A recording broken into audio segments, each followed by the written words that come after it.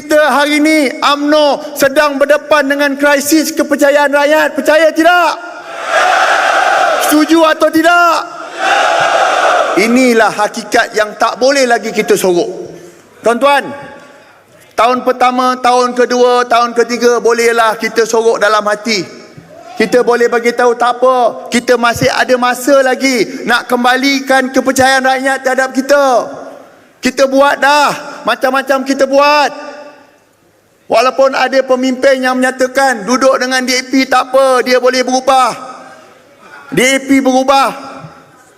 Tapi saya tak pernah dengar pun DAP cakap kita ni baik balik semula. Saya tak pernah pun cakap, saya tak pernah dengar ada pemimpin DAP cakap, oi Datuk Seri Presiden UMNO ni dah baik. Tak pernah pun, tuan-tuan.